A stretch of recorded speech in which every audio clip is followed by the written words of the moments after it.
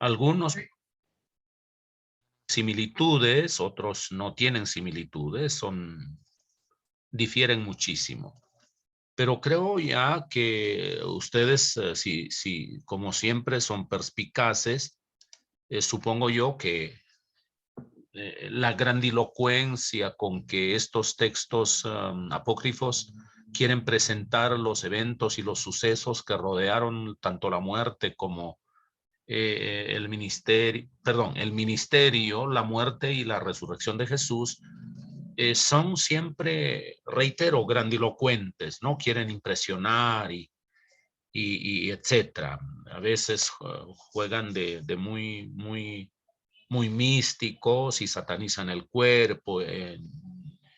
Y mucho de eso queda como nostalgia, como rebusco, como una, ¿qué diría yo?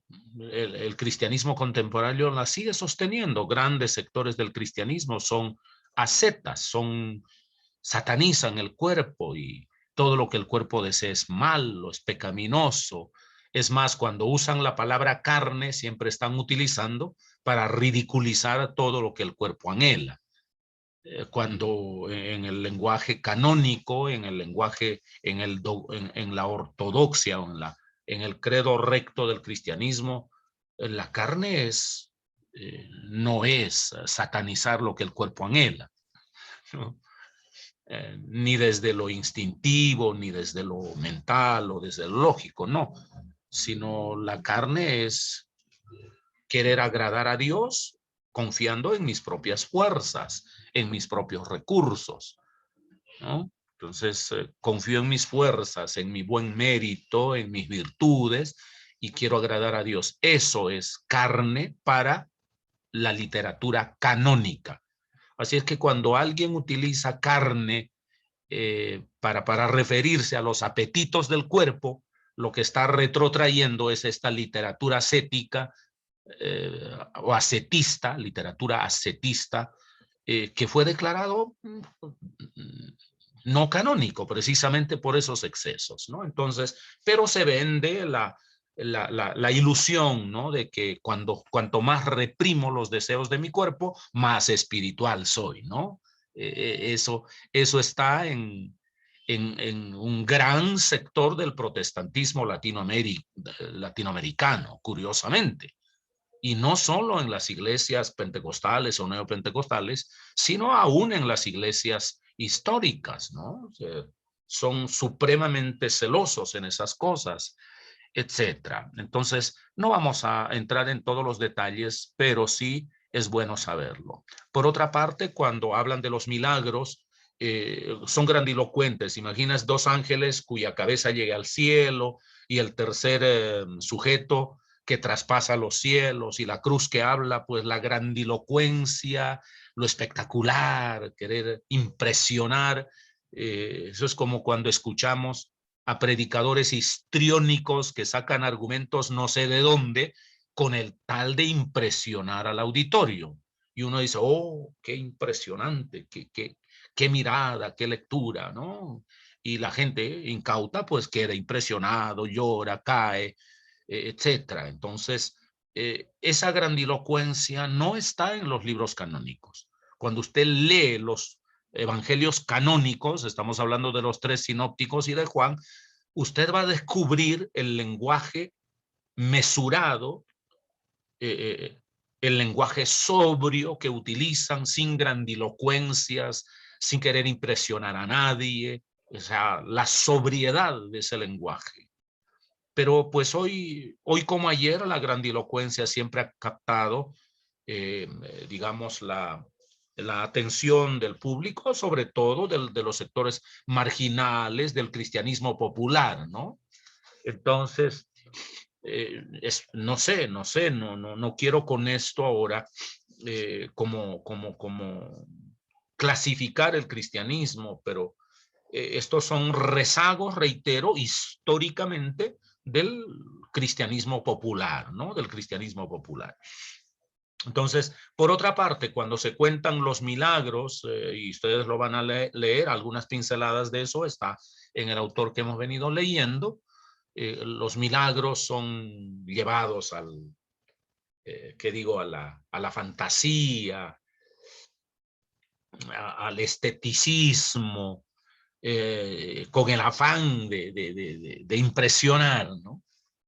Reitero, los milagros de los evangelios canónicos son absolutamente sobrios. Lo que hay que es descifrar detrás de ello qué es lo que está actuando. Ah, bueno, es el poder de Dios, lo que Lucas creo llama metafóricamente el dedo de Dios, ¿no? Entonces, eso hay que irlos descubriendo a la luz de la lectura de los evangelios canónicos. Yo seguramente he dado suficiente muestra hasta el cansancio de pronto en todo este tiempo que ustedes me han acompañado. Hombre, he dado muestras de mi censura, de mi mordacidad, hasta de mi intolerancia, de ese cristianismo populachero, de ese cristianismo fantasioso, de ese cristianismo barroco, engolado. Pues yo no comulgo con eso, ¿no? No comulgo. Y no porque yo, Casto Mesa, lo sea así, sino porque no es eso lo que veo ni lo que entiendo en la vida de Jesucristo y en la sobriedad de los evangelios, ¿no? Entonces, eso es lo que quería decir. Ahora, hay que entender que el gnosticismo, el ascetismo y el docetismo eh, fueron propuestas de un cristianismo naciente de los primeros siglos. Por mucho tiempo, el docetismo, el ascetismo y el gnosticismo fueron parte de nuestra fe.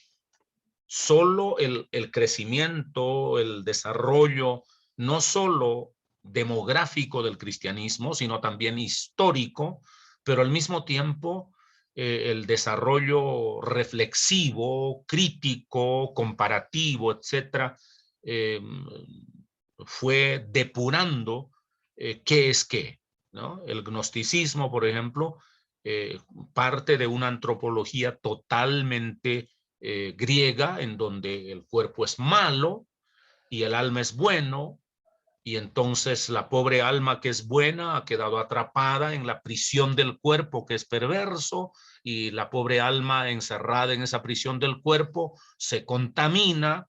Así que lo más lindo es que el cuerpo sea aniquilado, y una vez que el cuerpo es aniquilado, el alma se libera de su prisión.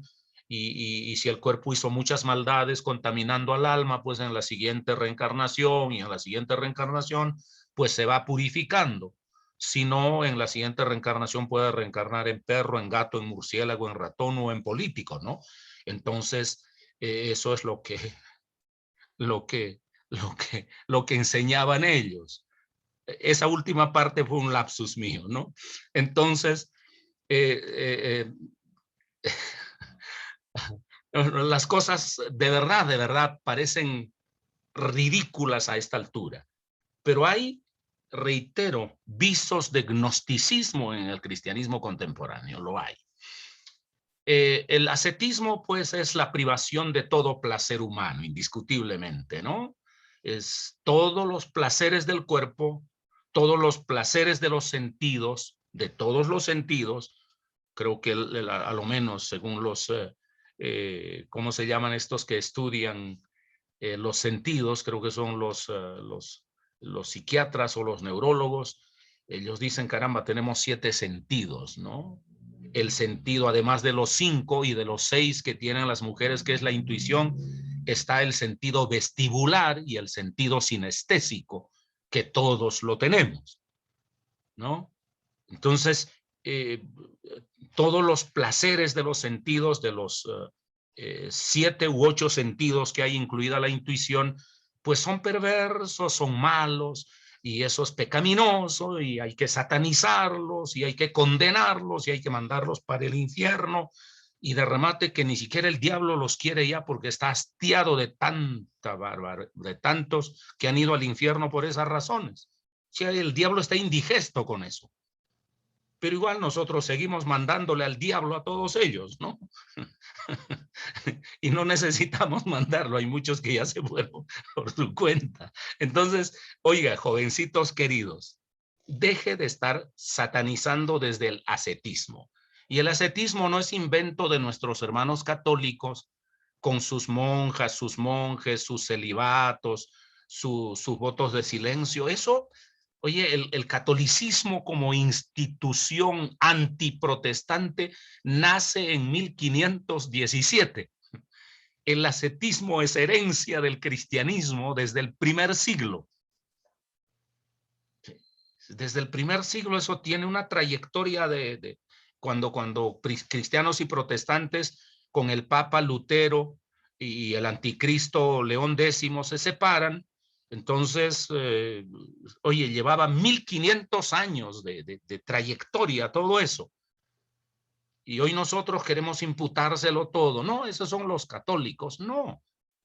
Y ellos en la forma indiscutiblemente siguen sosteniendo el celibato, el voto de castidad, porque se supone que la sexualidad contamina al hombre, claro está, mientras no encuentren un jardín infantil o mientras no encuentren menores de edad por ahí para abusar, ¿no? Entonces, oye, una estupidez me parece a mí. Entonces, eso no lo inventaron ellos, pero el cristianismo protestante maneja una doble moral. Condena desde el discurso, pero tiene reprimidos precisamente toda esa cantidad de anhelos y deseos. Ni siquiera los ha superado, los reprime, que es cosa muy distinta. Por eso hay demasiado neurosis en el cristianismo, porque los visos, los vestigios de ese cristianismo ascético, que ya fue declarado hereje en los primeros siglos, ¿no? No en la forma, no ex física e institucionalmente o dogmáticamente como la Iglesia Católica, pero sí psicológicamente el cristianismo arrastra mucho ascetismo, demasiado. No, comer eso es pecado, gustar eso es pecado, beber tal cosa es pecado, todo es pecado. Si piensas de esta manera es pecado, si haces aquello es pecado, ¿no? Todo es pecado. Existir es pecado para el cristianismo ascetista, para el protestantismo ascetista. Sería mejor morirse. Ese ascetismo tonto ha hecho mucho daño, reitero, y en América Latina, donde hay gente muy cándida, ¿no? Muy cándida, muy ciclotímica, que va desde la depresión hasta el paroxismo religioso, cala mucho ese discurso, ¿no? Entonces hay, reitero, mucho cristiano neurótico llenando las bancas del protestantismo en América Latina. ¿Por qué? Porque ese vestigio del cristianismo ascetista está metido psicológicamente muy fuerte en el seno del cristianismo. El docetismo viene de parecer, ¿no? Cristo no era humano, se parecía humano, ¿no? Entonces, Cristo no era humano, se parecía humano. Él hizo una parodia de morir en la cruz, por ejemplo. Hizo una parodia de sufrir, o sea, fue una buena actuación, no una puesta en escena, pues. Una puesta en escena digna de un Oscar o de pronto unos 5 o 6 Oscars, porque fue una puesta en escena. Eso es lo que habla el docetismo. Entonces, cuando usted lee, precisamente por eso tiene gran valor la primera carta del apóstol Juan, o la primera carta de Juan, pues al margen de que sea del apóstol o de la escuela, pues ya aquí ha quedado asentado que tanto el Evangelio como las epístolas y el Apocalipsis es más bien producto de la escuela Joanea o Juanina, como se quiera, y no necesariamente de la autoría física del apóstol Juan. El apóstol Juan dejó una buena escuela y hay que agradecer a Dios que la escuela en 3 generaciones distintas produjeron el Evangelio, las epístolas y el Apocalipsis, pero todos pertenecen a la escuela de Juan, eso es un hecho. Entonces, en la primera epístola dice, lo que hemos visto con nuestros ojos, lo que palparon nuestras manos tocante al verbo de vida, eso les anunciamos. Cristo no se parecía humano, sino que era humano. Su dolor fue real. Y de allí que solo en Juan se habla de que Jesús, por ejemplo, ante la tumba de Lázaro, llora, tiene sensibilidad.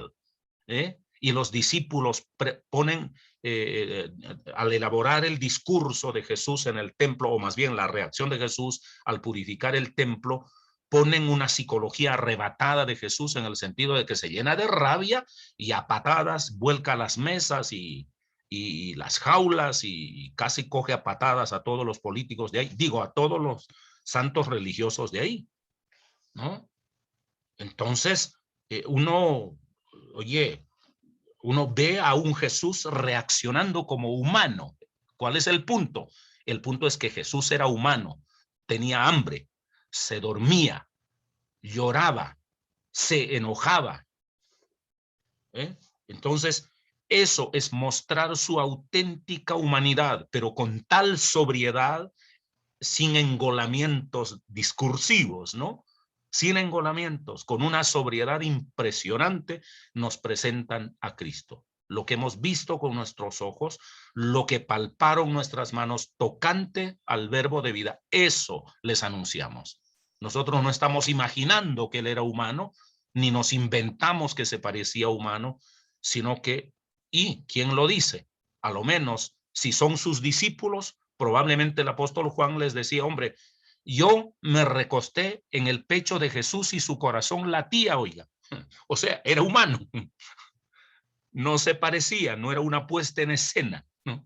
Era humano. Y de la pluma y de la boca de él, o por lo menos de la escuela de él, proceden esas lindas palabras, ¿no? Lo que hemos visto, lo que hemos tocado, lo que palparon nuestras manos, lo que hemos visto pleonásticamente, ¿no? Palpamos con nuestras manos, vimos con nuestros ojos, etcétera, ¿no? Para declarar categóricamente que no es un docetismo, sino es una realidad. De allí viene precisamente la propuesta, pues, de que Jesucristo era Dios al mismo tiempo y hombre al mismo tiempo, ¿no? 100% hombre en lenguaje humano y 100% Dios.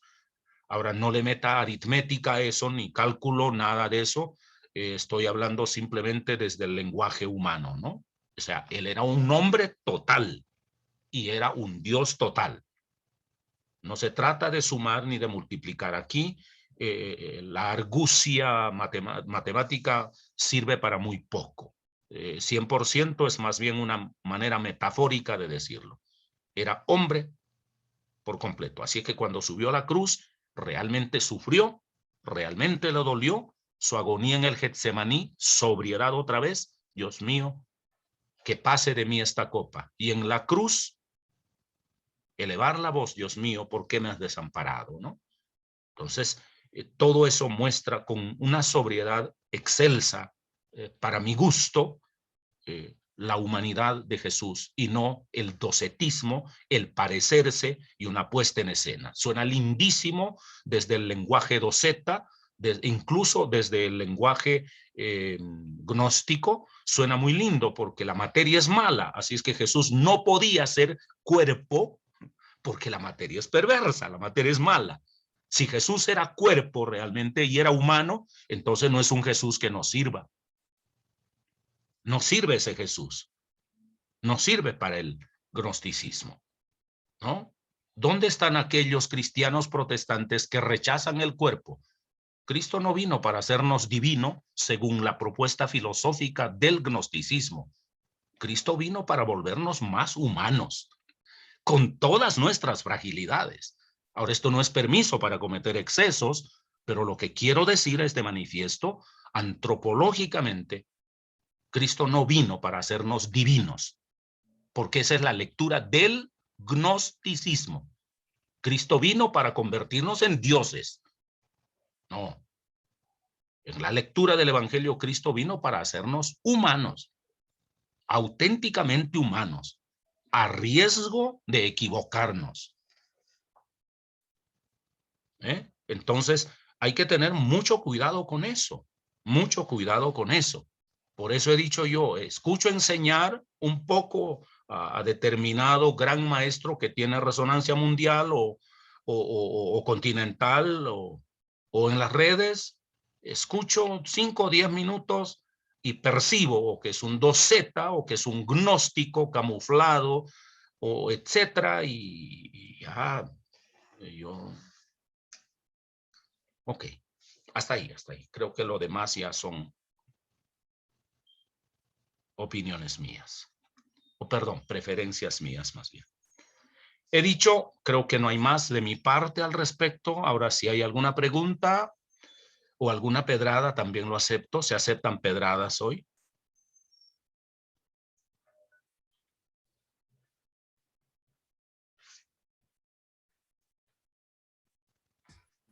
Buenas noches, Pastor Castro.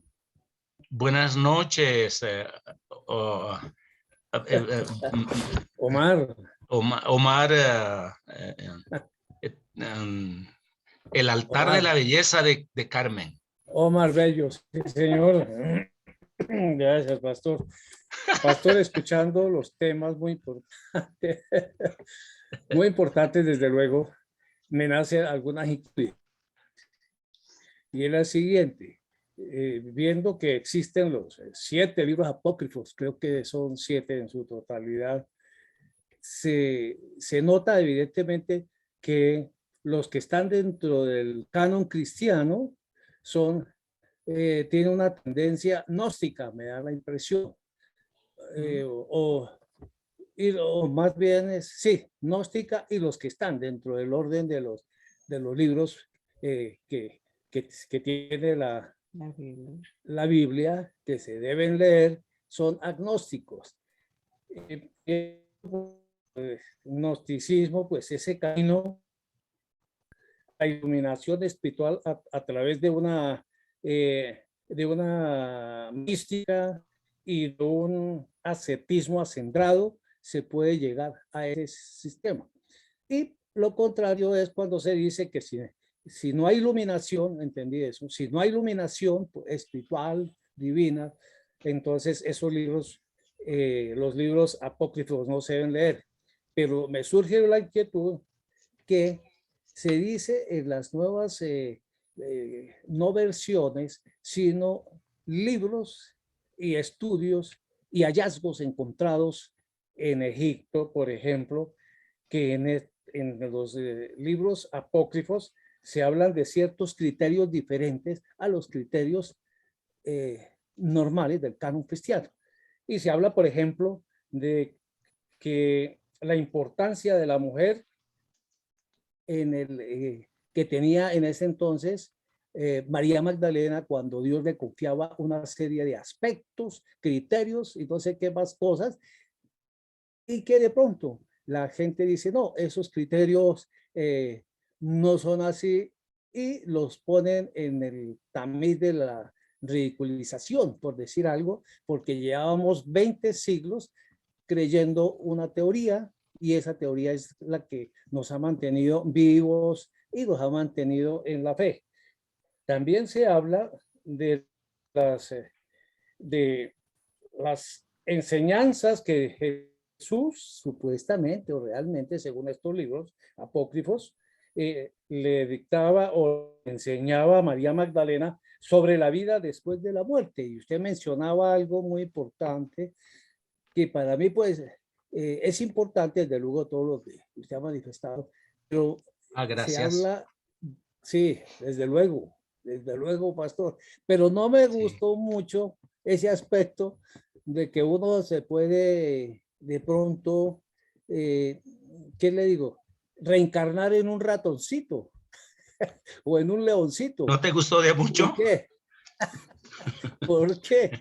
Porque según lo que dicen los hinduistas y todos estos que profesan otro tipo de religión, y sobre todo los que tienen este criterio, ellos manifiestan que esa reencarnación o transmigración de almas nunca es retrógrado, sino es hacia adelante. Bueno, es decir, que va superando, si somos humanos, pues vamos a reencarnar, no en un extraterrestre, no me vaya a decir que en un extraterrestre, porque no es así, sino ¿Poco en te un ser más gusta? sabio, en un ser más sabio. Y que otra cosa que hablaban ellos en los libros apócrifos era que ellos no veían la necesidad ni de los sacerdotes, no sé si de los pastores, ni de los templos, sino que había un contacto directo que el hombre debía tener con Dios, y ese era llegar uno a la parte superior, hablando espiritualmente. Esas inquietudes es la que me nacen después de haber escuchado y medio balbuceado algunos criterios sobre este tema. No sé qué pensará En usted, cuanto al balbuceo, pastor. te refieres a mi participación. Sí, sí, Ok, sí, sí. ok, lo entiendo. Básicamente a su participación. Ok, este, Sí, la exposición de Elkins fue ceñida a los cánones cristianos y punto. Pero ahí me surgen esas inquietudes. ok, Bueno, este, pastor. este, a ver, creo que son varias reflexiones al tiempo, pero vamos a comenzar por aquello de los 7 deuterocanónicos. Cuando te refieres a los 7 deuterocanónicos que la Biblia lo contiene, y ojo, esos 7 deuterocanónicos, otra vez, el protestantismo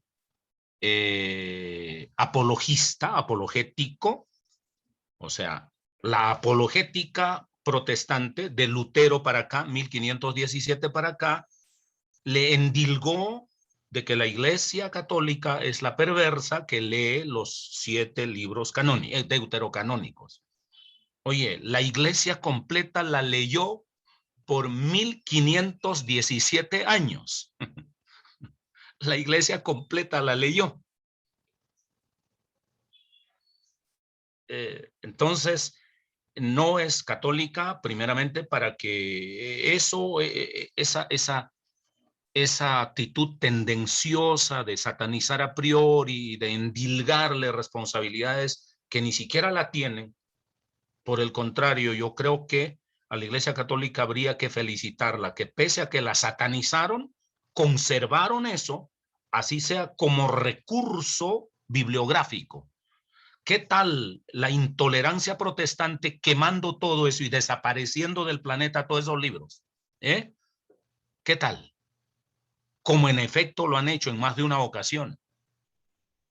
Entonces, cuando te refieres, Omar, a los 7 libros, me parece que te estás refiriendo pues a Baruch, a Eclesiástico, etcétera, etcétera, esos que son deuterocanónicos de la herencia del cristianismo, al margen de que sea católico, ortodoxo o protestante. Es más, el protestantismo contemporáneo, el protestantismo interconfesional, ha incluido en su canon, y tal es la traducción, por ejemplo, de Dios habla hoy, que es interconfesional, hecho por judíos, por católicos, por protestantes, por ortodoxos, incluye esos libros deuterocanónicos. Claro está, lo incluye después del canon, obviamente, y en eso todos estamos de acuerdo. Entonces, eso valdría la pena diferenciar. Ahora, esos 7 libros del Antiguo Testamento no tienen ni los visos de pronto tienen visos de ascetismo, en eso no hay inconveniente, pero no tienen visos de gnosticismo, querido Omar, para ser precisos. Ninguno de ellos tiene visos de gnosticismo. Es más, toda la literatura deuterocanónica que está contenido en el Antiguo Testamento, que en su momento lo hablamos ya, son antigriegos, antihelenistas, porque el gnosticismo es de raigambre helenista, de raigambre griego, ¿no? Es verdad que algunos libros deuterocanónicos del Antiguo Testamento fueron escritos en griego, pero fueron escritos en griego no porque adhirieron a la antropología y a la filosofía griega, sino precisamente para combatir ese tipo de propuestas. Eso es lo primero que hay que aclarar. Lo segundo que hay que aclarar, en el Nuevo Testamento, a lo menos, y esto es consenso universal del cristianismo en sus 4 grandes vertientes, aparte del copto, pues, con el copto serían 5, con el armenio serían 6, y con la iglesia siríaca serían 7 prácticamente, pero yo casi como en un estribillo, repito siempre, protestantes, católicos, ortodoxos y anglicanos. Siempre estoy refiriendo, ninguno de ellos es de uno y otro. Claro que no. Entonces, ahora, ¿qué pasa? Todos ellos coinciden en que no hay deuterocanónicos en el Nuevo Testamento. O sea, nunca estuvieron en debate incluir verbigracia el Evangelio de Tomás, ¿no? O el Apocalipsis de Sutano, de Mengano, de Perencejo. Ya hay una cantidad de documentos que pulularon, y creo que pulularon abundantemente, es pleonástico, pero pulularon en los días de la estructuración del Nuevo Testamento. Ahora, cuando tú me hablas del Evangelio de Tomás, del Evangelio de Felipe y de un evangelio supuestamente escrito por María Magdalena, ya no estamos hablando de historia pura, sino que allí estamos tocando ya a Dan Brown. Se ve que has leído el Código Da Vinci, o por lo menos has visto la película, porque me dijiste episodios completos del Código Da Vinci. Entonces, Dan Brown ha escrito eso, estoy de acuerdo, como literatura bien hecho, bien hecho. A mí me parece que el hombre tiene una excelente capacidad creativa, es una novela que adapta pues la historia del cristianismo para los intereses o literarios o publicitarios o cinematográficos que él tiene. Entonces, decir que el evangelio o de Tomás, del que se valió Dan Brown, del evangelio de Felipe, del que también Dan Brown parece que accedió a lo menos a algunos, seguramente, que digo yo, facsímiles, y también del supuesto evangelio de María Magdalena, del supuesto, que todos ellos tienen tendencia gnóstica, ¿no? Entonces, no es solo excluir a priori, no es que el evangelio de Tomás no nos gusta y por eso lo excluimos, el evangelio de Felipe no nos gusta, por eso lo excluimos, y el evangelio de María Magdalena, en el supuesto caso de que lo hubiese escrito, lo excluimos así a priori porque es María Magdalena, porque es mujer y no nos gusta. No, pudo haber estado esa misoginia de los primeros cristianos, que eran herederos pues del patriarcalismo hebreo. Indiscutiblemente hubo mucho machismo, porque no hay una sola mujer, curiosamente, en el Nuevo Testamento escribiendo un documento. En el Antiguo Testamento por lo menos tres están atribuidos a mujeres, 2 o 3, 2. Esther y Ruth, ¿no? ¿O hay otro? Me estoy volviendo hereje últimamente. Entonces, pero en el Nuevo Testamento no hay. O sea que el patriarcalismo volvió a fortalecerse en los días del Nuevo Testamento. Volvió a fortalecerse. Ahora, no habría ningún inconveniente, reitero, supongamos que María Magdalena hubiese escrito un evangelio, no habría, el inconveniente menor habría sido el hecho de ser mujer. Creo que el inconveniente mayor habría seguido siendo indiscutiblemente la heterodoxia de reflexión, dicho por un consenso grande, ¿no? Porque en la canonización del Nuevo Testamento, ya él quien en la exposición lo reforzó, aquello que nuestro autor dice, no es por teoría de inspiración. La teoría de la inspiración, sonando muy lindo teóricamente, no siempre aplica a la realidad. Es más, la lectura universal del cristianismo lo que determinó qué libros son canónicos. La patrística entera, tanto latinos como griegos, la patrística entera adhirió a esos documentos sin ponerse de acuerdo, sin ponerse de acuerdo. Esos documentos que hoy pertenecen al canon del Nuevo Testamento tuvieron amplísima aceptación en las iglesias del Oriente y del Occidente. en la iglesia de vertiente latina como en la iglesia de vertiente griega, que posteriormente pues se hizo la iglesia ortodoxa griega, ¿no? La iglesia latina se volvió la iglesia de Roma.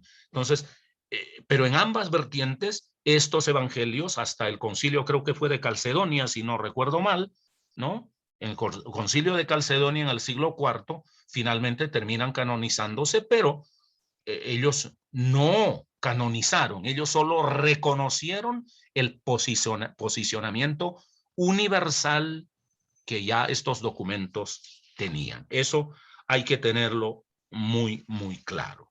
Así es que por mucho que simpaticemos con María Magdalena, querido, no es tanto el hecho de haber sido mujer, sino el hecho de que en el supuesto caso, según Dan Brown, hubiese escrito su evangelio, y hay documentos, hay documentos y pueden leerlo. Vayan ustedes a Verbo Divino y pidan, por ejemplo, el Evangelio de María Magdalena. Van a encontrar un documento muy bien estructurado. Indiscutiblemente hay una buena producción literaria por una parte y de alguna reflexión teológica de tipo apologético por otra parte. Entonces, no hay ningún inconveniente, pueden acceder a esa lectura. ¿Podemos leerlo? Sí, podemos leerlo. Pablo dice, escudriñenlo todo y listo.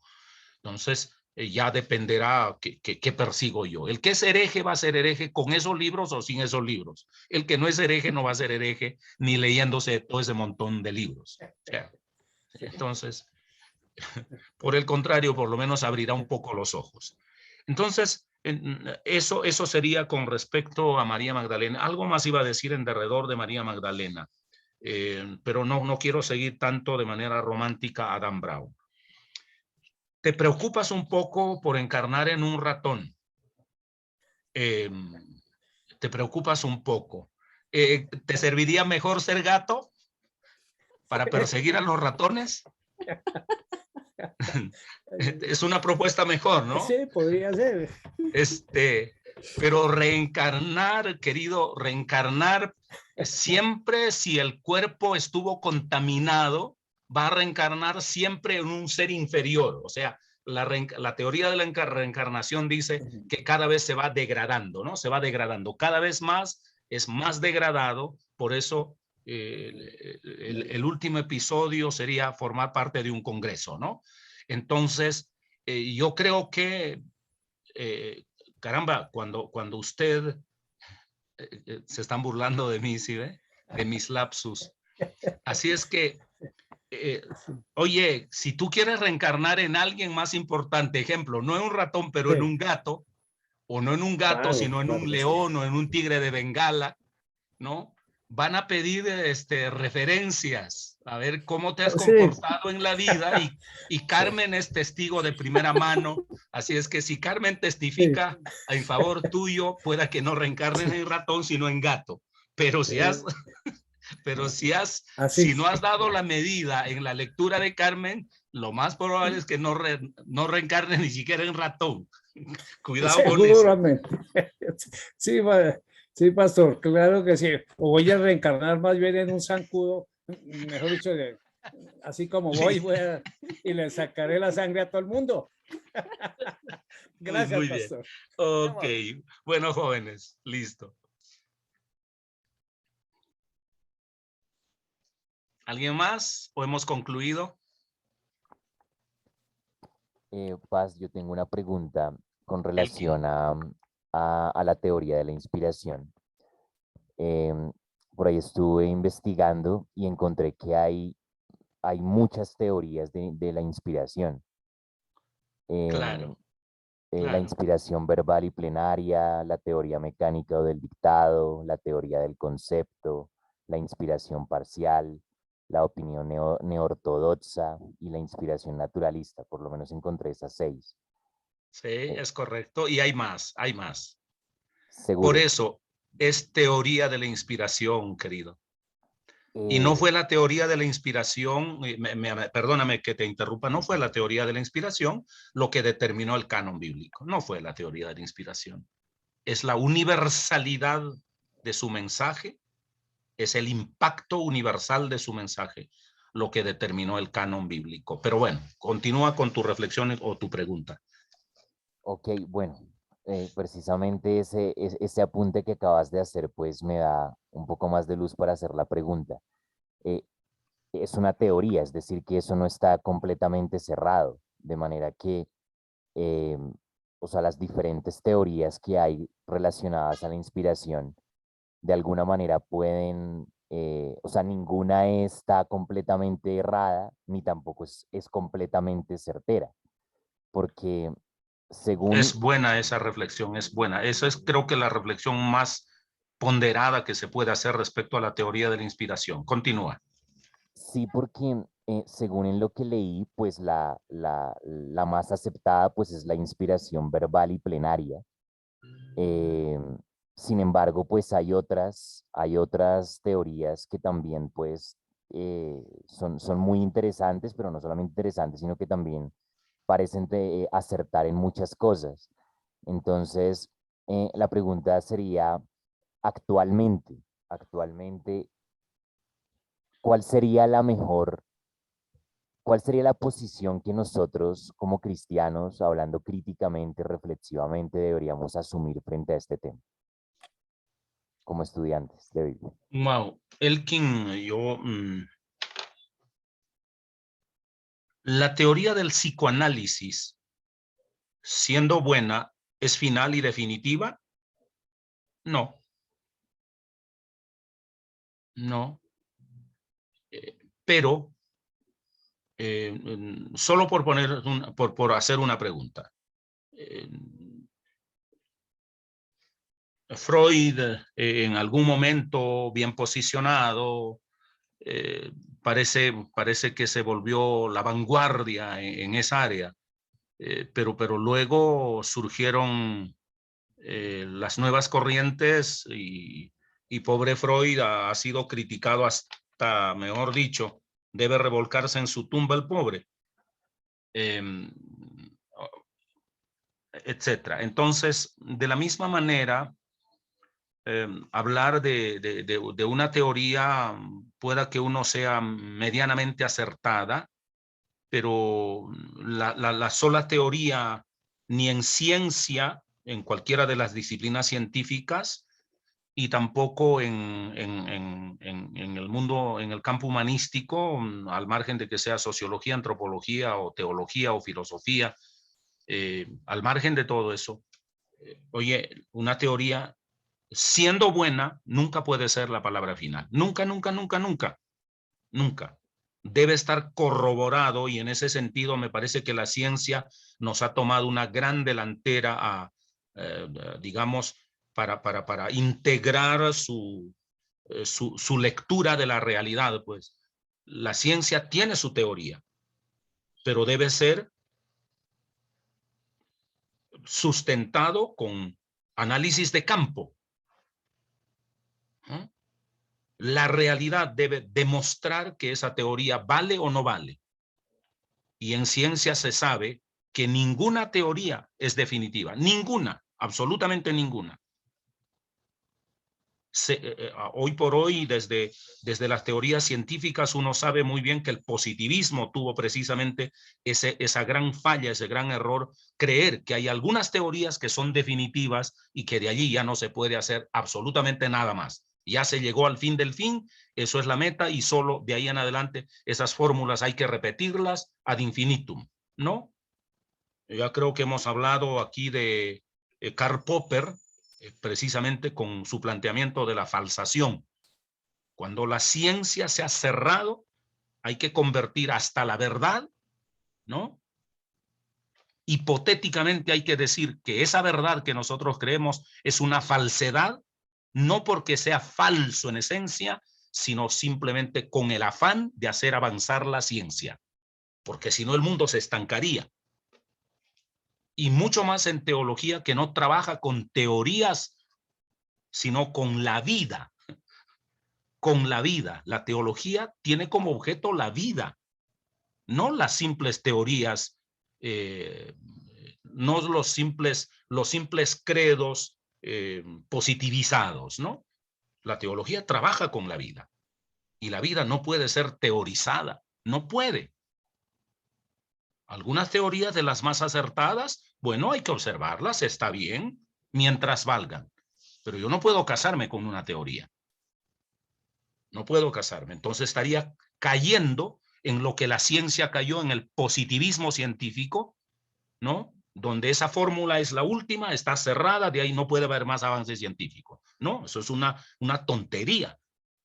Y lo mismo, caeríamos en el positivismo teológico. Eso es la verdad final con el que muchos creen tener la sana ortodoxia. Tienen la doctrina auténtica. Ellos sí creen la verdad. Y lo que no se han dado cuenta los pobres miopes es que han caído en el positivismo teológico. Y Jesús es el mejor ejemplo de romper un positivismo teológico. Por ejemplo, la teología de la retribución, Cristo la rompió, perdonen la frase tan popular, de cabo a rabo. Porque Jesús, si hubiese adherido a esa teología milenaria del judaísmo, a la teología de la retribución, donde los buenos son premiados y los malos castigados, entonces Jesús no ha debido sufrir lo que sufrió. Ha debido ser solo premiado, ¿no? Caritas felices por millones en el cielo para Jesús. ¿No? Rompió la teología de la retribución. Significa que con Jesús no se sustenta el positivismo teológico. No hay ninguna verdad teológica que sea última que no se pueda revisar. No la hay. Reitero, no es argumento de Castomés, es una realidad de fondo desde que Cristo rompió la teología de la retribución. Él, el justo, el santo, el perfecto, el inmaculado, sufriendo lo indecible. Y la humanidad pecadora que merecía toda la condenación, recibiendo la salvación. Válgame Dios. ¿Puede haber una mejor manera de romper una teología milenaria? Quien no entiende eso va a adherir a las teorías, al credo, etcétera, etcétera. Y sin darse cuenta, ingenuamente, ha caído en el positivismo, ¿no? Desde lo filosófico, caer en el positivismo es cerrar fronteras, cerrar puertas. No va más, pues, yo tengo la última verdad. Y ahí es donde se cae en el fundamentalismo. De ahí en adelante voy a ir condenando y satanizando a todo el que no cree en la última verdad que yo tengo. Condenando, mandando al infierno e indigestando al diablo, ¿no? Porque el diablo está indigestado con tantos creyentes que hay. Entonces, yo creo que en ese sentido hay que superar esa, ¿qué diría yo? A mí me parece una quimera, ¿no? Esa quimera de la teoría de la inspiración. Hay que superarla, ¿no? Hay que superarla.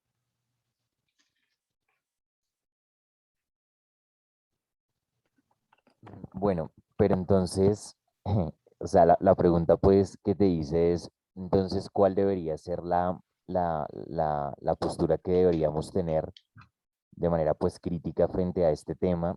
Pero también es, por ejemplo, argumentos como lo inerrante o la infalibilidad de la Biblia.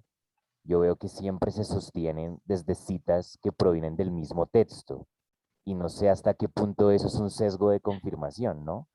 Es decir, voy a decir que la Biblia es inerrante y es infalible y para eso lo voy a sostener con textos que proceden pues o sea, textos que son sacados de la misma Biblia para defender que es inerrante e infalible. Me parece que eso es cierto sesgo de confirmación. O sea, si yo voy a justificar, argumentar o a sustentar que la Biblia es inerrante, es infalible, es la palabra de Dios, pues a lo menos tendría que justificarlo desde diferentes fuentes, someterlo pues a una crítica exhaustiva, si hablamos en términos mucho más científicos, para que así sea, pero yo veo que estas teorías de la inspiración se sostienen desde versículos o versos bíblicos y eso pues suena más a un sesgo de confirmación. Estoy de acuerdo contigo, Elkin, en eso. Es un sesgo de confirmación. Vuelvo a ponerte el ejemplo así de pronto. Hoy debe haber otra corriente seguramente que lidera, si se quiere, el mundo del psicoanálisis o el mundo de la psiquiatría o de la psicología. Pero vuelvo al del psicoanálisis, ¿no? El psicoanálisis de Freud, cuando surgió, pareció barrer y enterrar a todo lo demás, y se parecía que se convertía en la última verdad en ese campo, hasta que surgieron nuevas lecturas comparadas, críticas, propuestas, y caramba, indiscutiblemente lo que el hombre hizo es muy bueno, pero ni es la palabra final ni es la palabra perfecta, ¿no? Me refiero en asuntos de psicoanálisis, me refiero a Freud. Ahora, lo mismo para este jovencito que quiere encarnar no en ratón, sino en gato. No, tú has leído Teoría del Derecho de Hans Kelsen, supongo yo, ¿no? La teoría del derecho de Hans Kelsen indiscutiblemente nos ubica de cómo se va estructurando el derecho, no el derecho de un país, de una cultura, sino el derecho universal que está en el ser humano. Ahora, uno diría que es de la esencia, pues, del ser humano. Entonces, uno diría, caramba, ¿y Hans Kelsen ya es entonces el dogma del derecho? No, no es el dogma del derecho. No es el dogma del derecho. De la misma manera que Freud no es el dogma del psicoanálisis. Entonces, en eso creo yo, habría que saber muy bien que puede haber hermosas teorías muy buenas que en determinado momento histórico funcionen y sirvan, pero que superada esa etapa o esa limitación, ya ni siquiera sirven ya como teoría. ¿Ok? Ahora, no voy a contestarte desde lo que yo pienso, querido Elkin. Te voy a contestar desde una realidad que ha sido debatida por las sociedades bíblicas mundiales. A raíz del Concilio Vaticano II, donde hubo apertura del catolicismo para dialogar con el protestantismo, para no seguirse matando, ¿no? Estamos hablando de la década de los 60, obviamente del siglo pasado, con Pablo VI, Juan XXIII, etcétera.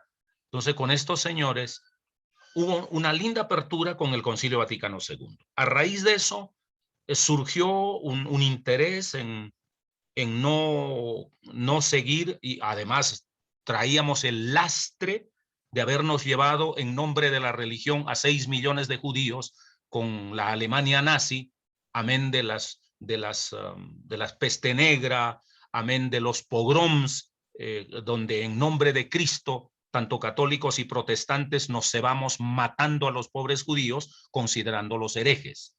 Así que cuando el Concilio Vaticano II, digamos, proclama la apertura, no es solo por razones religiosas, y como muchos, otra vez contradictores, dicen, eso lo hizo por interés religioso, eso es para meternos en su bolsillo. No, es porque la Segunda Guerra Mundial nos dejó profundas heridas a nivel humano.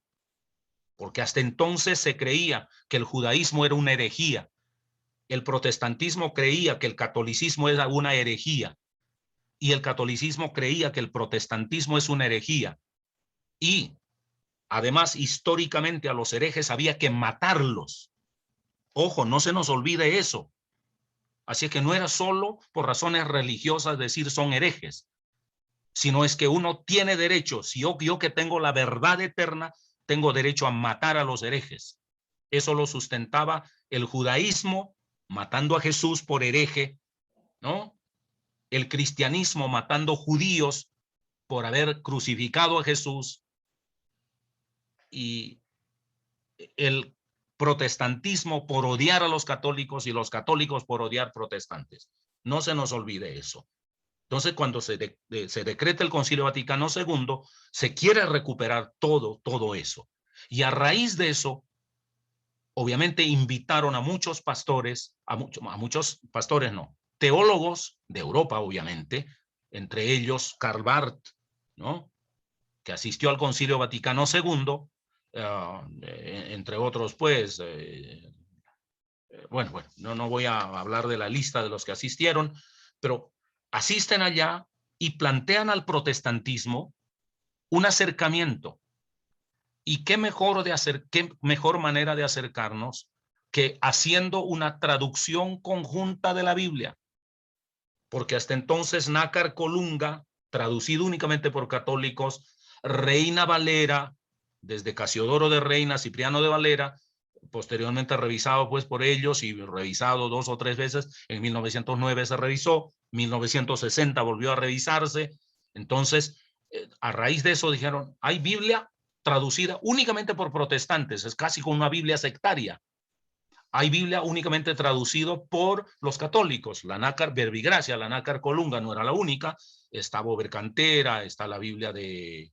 se me ha olvidado, pero recuerdo a esos dos, Bober Cantera y Nácar Colunga, que eran pues las Biblias traducidas únicamente por católicos. Vamos a traducir la Biblia. Judíos, ortodoxos, católicos y protestantes. El sector fundamentalista del catolicismo pegó el grito en el cielo satanizando por encima del Concilio Vaticano II a los protestantes, y un gran sector del protestantismo, sobre todo en Estados Unidos, pegó el grito en el cielo diciendo que lo estaban endosando a la bestia, el Papa. Y ojalá hubiese sido solo ese tipo de reacción. Manipularon económicamente. Déjeme decirle, todas las iglesias bautistas del sur de los Estados Unidos, que eran los que más subvencionaban la traducción y la impresión de las Biblias, ellos dijeron, les retiramos el fondo porque nos están endosando a la bestia del Vaticano. En aquel entonces, Gonzalo Báez Camargo, que era director de Sociedades Bíblicas para América Latina, dijo, listo, ustedes pueden manipular con plata y hasta con poder. Bueno, el que tiene plata marranés, que dicen, ¿no? El que tiene plata, así lo hace. Y estos marranos, digo, estos hermanos jugaron a marranos, digo, marranearon, ¿no? Y dijo, no les vamos a dar más plata, a ver con qué van a pagar a sus traductores, con qué van a imprimir las Biblias, con qué fondo los van a distribuir. Los manipularon. Entonces Gonzalo Báez Camargo, que era director de Sociedades Bíblicas, un hombre ilustradísimo, ya fallecido a esta altura, pues, dijo, bueno, vamos a hacer una cosa, demuéstrenme por favor, con evidencias históricas, que nosotros tenemos la Biblia verdadera y que los otros tienen la Biblia falsa. No solo eso, demuéstrenme además todos los documentos, porque ellos objetaron esos 7 libros canónicos del Antiguo Testamento, los que criticaron, pues, y los que no iban a pagar más a sociedades bíblicas, y en efecto, lo posterior, el fracaso de muchas sociedades bíblicas en América Latina se debe a ese fenómeno. Entonces, Gonzalo Báez Camargo les hizo la siguiente pregunta. ¿Pueden demostrarme que todos los libros, ¿cuántos son? 67 de los canónicos, son 67, ¿cierto? 67 libros, 39 en el Antiguo Testamento, 27, sí, son 66. Sumen, por favor, 39 y 27, ¿cuántos son? ¿66? ¿Sí o no? Ojo, Gonzalo Báez Camargo les dijo, ¿pueden ustedes demostrarme que están dentro del canon todos los que deben estar o alguno quedó por fuera? Se dejó por fuera a todos los que deberíamos haber dejado por fuera del canon. Demuéstrenmelo. Y se los planteó esta misma pregunta tanto a católicos como a ortodoxos, a protestantes y a judíos. Demuestren. Ninguno de ellos demostró. ¿Qué concluyeron, querido Elkin, para responder a tu pregunta? ¿Qué concluyeron? El canon no se debe a teorías de inspiración, no se debe a verdades eternas que hay ahí o no hay ahí. El canon se ha sostenido por uno, historia, por posicionamiento, por posicionamiento. No podemos sacar, ejemplo, el libro de Judas para poner en su lugar el Evangelio de Tomás. El mismo Lutero, ustedes lo saben y aquí hay que repetirlo, Lutero creía que Judas, para Lutero, la epístola de Santiago no era canónico. Estamos hablando de la epístola de Santiago. ¿Por qué? Porque Lutero predicaba la salvación por gracia. Y Hebreos dice que la fe sin obras es muerta. Y Lutero dijo, ese libro no es canónico. Lutero, estamos hablando de 1517. Lutero dijo que la segunda carta de Pedro y la epístola de Judas no son canónicos porque citan libros apócrifos.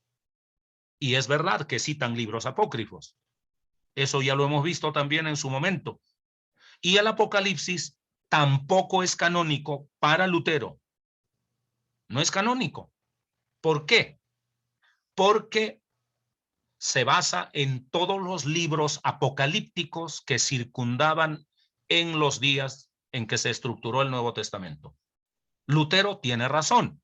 Es verdad que eso pasó. Pero lo que queremos, lo que viene al punto es, aceptamos el canon porque realmente esos documentos tienen todo el bagaje y siempre fueron aceptados. No, fueron debatidos, fueron discutidos, fueron debatidos. Y 500 años, no, miento. En 1400, ¿qué fue? En donde el cristianismo occidental aceptó finalmente el canon, eso casi 100 años antes de 1517, antes que protestantes y católicos se separaran. O sea, 1500 años estuvo en la balanza cuáles son libros canónicos y cuáles no son libros canónicos. Y la Iglesia Católica, ya separada del protestantismo, en el Concilio de Trento, estamos hablando casi 30, 40 años, 17, 20, 30, 40, 60, casi 40 años después de la separación entre protestantes y católicos, en el Concilio de Trento, la Iglesia Católica finalmente decidió cuáles van a ser sus libros canónicos y que ellos en las posteriores traducciones incluirían los libros deuterocanónicos, esos 7 que Omar oportunamente mencionó. Entonces, todo ese entorno histórico estuvo en el debate para traducir una Biblia, ojo, interconfesional, que no sea ni Biblia de judíos, ni Biblia de protestantes, ni Biblia de católicos, ni Biblia de ortodoxos, ni Biblia de coptos, ni Biblia de armenios, ni de sirios, sino la Biblia del cristianismo. Así fue como resultó en parte lo que hoy es, hay una versión más nueva que se llama la Biblia ecuménica, pero previo a eso surgió lo que hoy se conoce como Dios habla hoy, ¿no? Y ya por razones de respeto a la susceptibilidad de unos y otros, para el catolicismo lo imprimieron incluyéndolos los deuterocanónicos dentro de los textos respectivos y los deuterocanónicos adicionales para protestantes que creen que su mundillo de fe se les cae, ¿no? Y para tener medio contento a los que marranean porque tienen plata. Igual siguieron marraneando y las sociedades bíblicas se vinieron para abajo en América Latina. Ya no se distribuyen Biblias como se distribuían antes. Ya no se imprimen Biblias con la misma calidad con que se imprimían antes. Ya no. ¿No? ¿Y qué fue? ¿Fe? No. Fue plata. Fue plata. Fue poder religioso.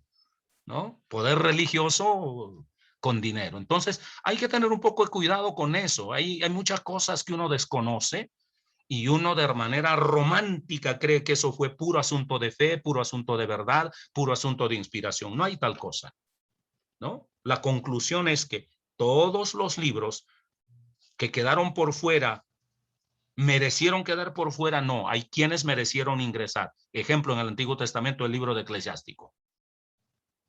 Ejemplo, ¿no? Pero pues ya es muy tarde, ya no puede, ¿no? La comunidad ni judía ni cristiana la acepta ya. Entonces, ¿qué es? Tradición y conveniencia. Esos son los dos elementos a los que llegaron a conclusión todos los que estudiaron el canon de este grupo interconfesional de traductores para sostenerse en lo que hoy se sostienen como Biblia. Porque ¿qué tal le decimos a los hermanos protestantes, por ejemplo, hermanos, vamos a sacar de la Biblia protestante segunda carta de Pedro, Santiago, Judas y Apocalipsis, lo vamos a eliminar de la Biblia?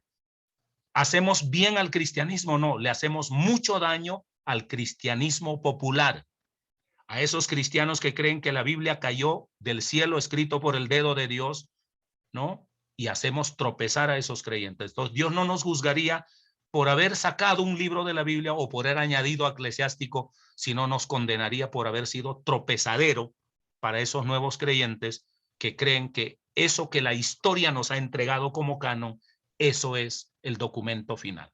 Heriríamos su susceptibilidad, su gran corazón, y Dios nos condenaría más por eso y no por añadir un libro más o por quitar otro libro más. Y reitero, ese argumento no es mío, ese argumento es de los biblistas que se reunieron para traducir esa Biblia interconfesional. Dicho eso, me callo.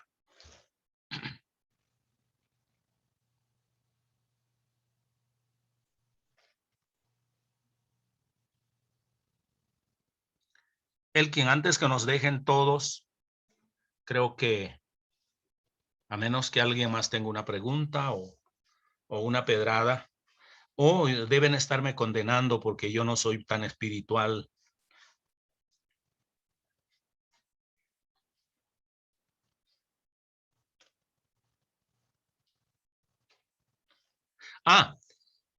Elkin, un punto más. Tocaste ese tema de que la palabra, ¿cómo es que dijiste? ¿La Biblia es infalible?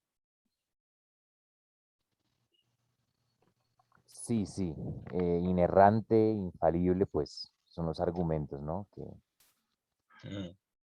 La Biblia objetivamente no es inerrante.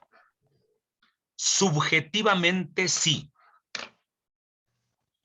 Pongamos un solo caso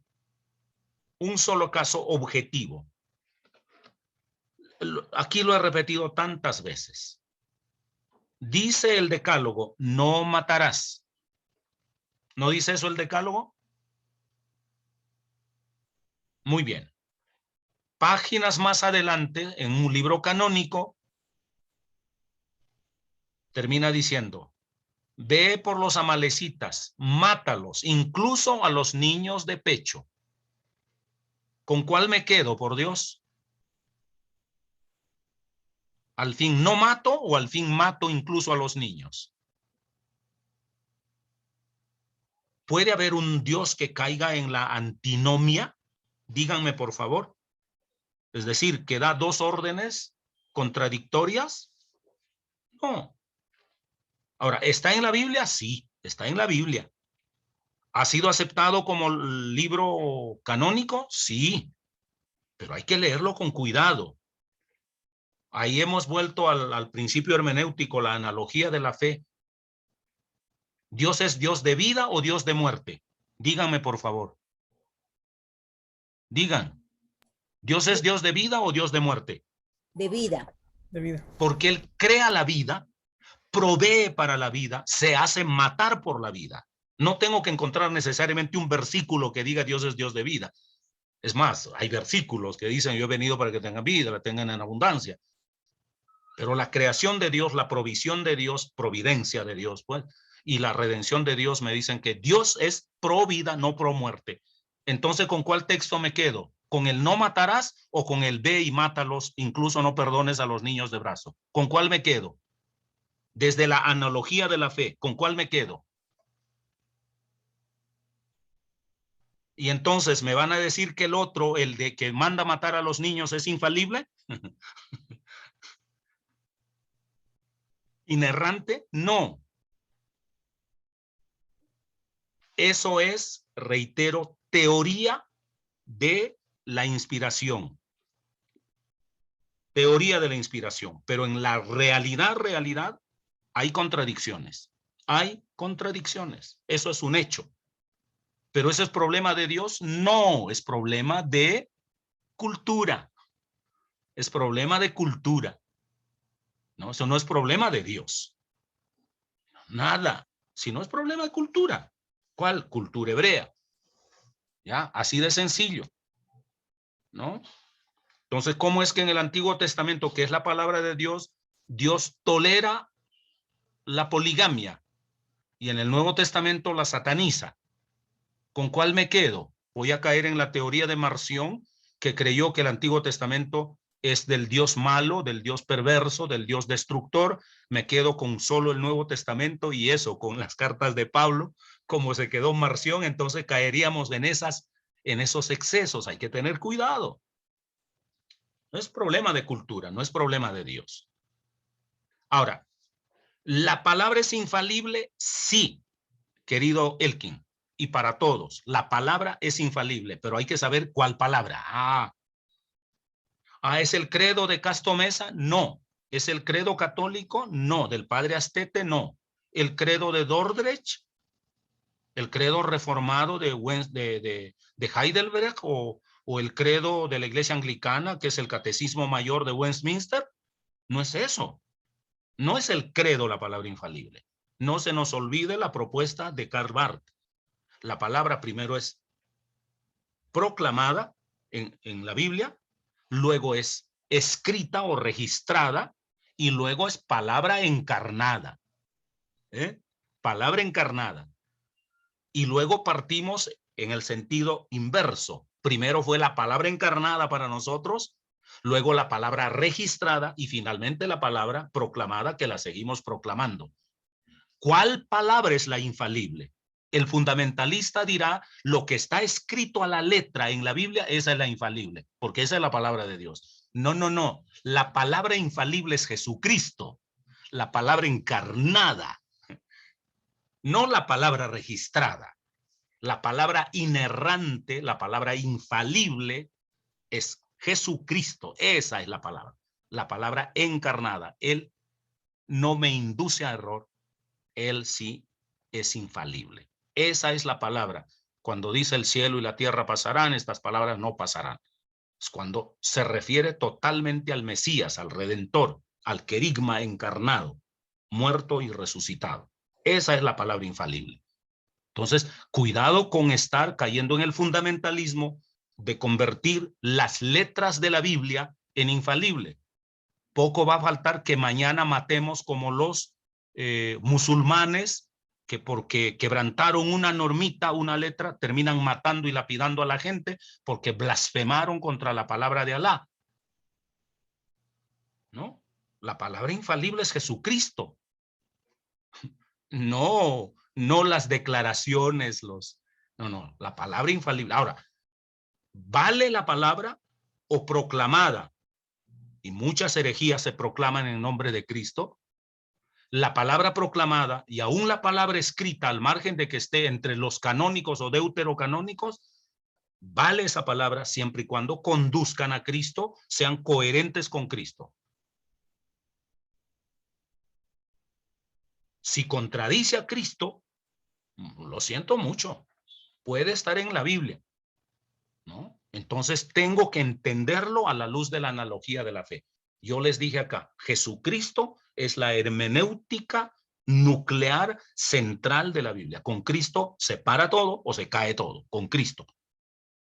Él es la palabra encarnada, es la palabra infalible, es la palabra eterna. Usted no va a llevar la Biblia al cielo, así que no vaya a comprar una buena Biblia para llevársela al cielo. ¿No? La Biblia es para que usted lo lea acá. Es su mapa, pero es un mapa que lo aproxima. La Biblia verdadera es Jesucristo, oiga, Jesucristo. Esa es la palabra infalible, la palabra eterna. El cielo y la tierra van a pasar, Jesús no va a pasar.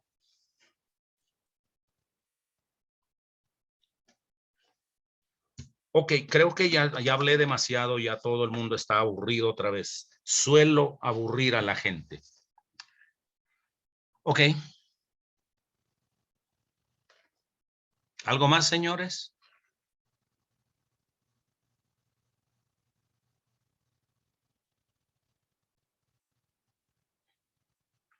¿No trajeron piedras? Bueno. Yo tengo una Listo. pregunta, pastor, y es, ¿cuál fue el fenómeno sociológico por el cual comenzó a haber tanto énfasis o tanto interés en, en la corriente mística de la India? Porque pues no había mucha afinidad, pero después eh, se vuelve como más fuerte, o es mi impresión, y se alía con el gnosticismo. Entonces, ¿desde cuándo hubo esa fusión tóxica, por decirlo así? Yo creo que eso fue el día que hicieron carnaval los aztecas, me parece a mí.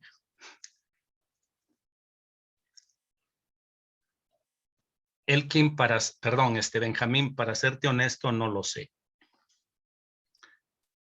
El dualismo, el hindú no es tan dualista como lo es el mundo griego, el mundo persa, el mundo iraní, pues. No es tan dualista. Y los maniqueos lo fueron pues en los días de Cristo, al que 4 siglos después, precisamente un ex eh, maniqueo, que es el mismo San Agustín, termina combatiéndolo. San Agustín fue un maniqueo, estaba a punto de llegar a la cúspide de ser un maestro maniqueo, por lo retórico que era, la retórica tan impresionante que tenía pues San Agustín, pero él salió de ese mundo dualista, ¿no? ¿Por qué hablamos de dualismo? Porque ya lo sabemos nosotros, que el bien y el mal cohabitan eternamente en igualdad de magnitudes, eternamente. Hay un mal eterno, esencialmente, metafísicamente hay un mal, y metafísicamente hay un bien, llámese Dios, llámese lo que quiera, pero el bien y el mal, reitero, cohabitan.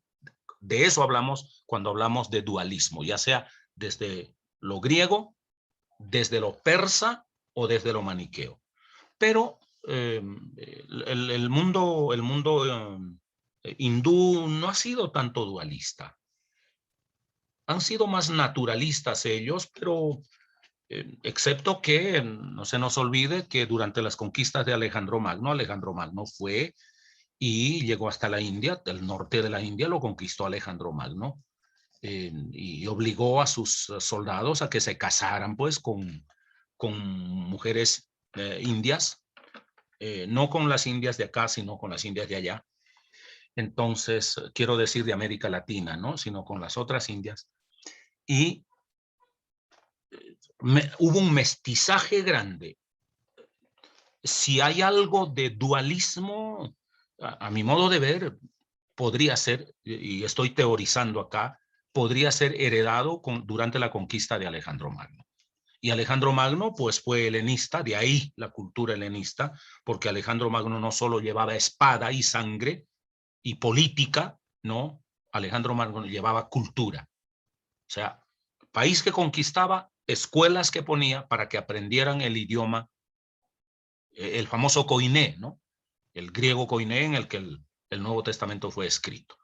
Entonces, esa es la cultura helenística. Él no solo llevó sangre y fuego, ¿no? Llevó cultura realmente. Entonces, si hubo en la India algo de esa herencia, debió ser por ahí, que fue lo más impactante, pues, históricamente hablando y culturalmente hablando. Aparte de eso, no veo ningún otro nexo, ¿no?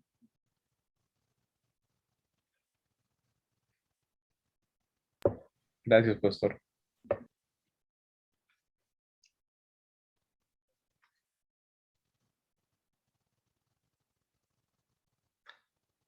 Elkin, creo que ya, ¿no? Sí, sí, señor. Creo que ya no hay más preguntas. Sí. Bueno, Elkin, cierra tu, ¿qué diría yo? El hecho de haberme servido de escudo durante todo este tiempo con esta hermosa gente. Te agradezco y cierra tu participación como orientador, como brújula de este grupo y también con mi gratitud, por supuesto, pero cierra tú y luego yo concluyo también. Ok. Creo que Benjamín, estás levantando la mano. ¿Quieres decir algo? Sigue. Sí, sí, gracias, Elkin. Bueno, lo hago públicamente. Gracias, Pastor Castro, por el tiempo, por la preparación, porque nunca lo vi improvisando o lo hemos visto improvisando. Y con conocimiento de causa, por algunos mínimos estudios que he hecho, puedo decir que se ha recordado, pero más que todo se ha aprendido y se ve la vocación, se ve la pasión y el interés de formar sin interés alguno. Entonces, doy gracias a Dios por tu vida, por ese legado que estás dejando y sé que eh, herejías van a haber menos en nuestras, O de pronto más, o de pronto quién más, sabe. ojalá que menos y yo estoy muy contento y muy agradecido. Y bueno, una invitación a todos los compañeros acá, voy a ser un poco imprudente. Uno estando en los dos bandos, uno sabe cómo es, como estudiante y como maestro dando, pues, dando. Y, y bueno, una invitación a mis queridos compañeros, si lo sienten. Yo aquí no he recibido clases superficiales, sino clases de calidad. Y mucha gente paga clases y no son las de igual calidad. Pagan cursos y no son de igual calidad. Entonces, a modo atrevido, pues los invitaría, no sé cuántos pueden hacerlo, de pronto en el grupo escribirle al pastor Castro si desean mandarle una ofrenda de agradecimiento por su tiempo, por su dedicación. Y yo El creo obrero que hay es que digno. terminar esta reunión. Yo sé que el pastor Castro va a decir no, pero yo creo que es lo mínimo porque quien lo forma a uno, quien le dice la verdad en la cara y quien ayuda. Entonces, lo hago ofreciendo disculpas, pero también en señal de agradecimiento y pues una invitación el que pueda y sienta, eh, porque es trabajo, es trabajo. ¿Cuántos hemos preparado las exposiciones y cuánto nos hemos demorado en presentaciones, en cosas, Elkin, Christopher, todos lo hemos hecho. Y yo creo bueno, es una invitación. Y nuevamente, pues gracias, Pastor Castro. Gracias por tu conocimiento. Solo me queda hambre de conocer más, de organizar tiempos y seguir. Así que mi total agradecimiento, Pastor, porque eso es vocación. Eso es vocación. Agradecimiento a Elkin por gestionar, por acompañar, por dirigir, por gestionar y a todos ustedes porque ha sido muy bonito, muy importante y aunque no hay relaciones tan fuertes de parte mía hacia todos ustedes, pero sé que es una familia de los jueves y sé que es un espacio sagrado para aprender, para conocerlos y para que nos corran la butaca de la fe, pero también para fortalecerla mucho más.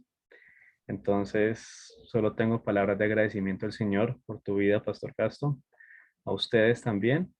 Y bueno, ojalá podamos vernos, vernos como un día se mencionó. Y esa es la invitación.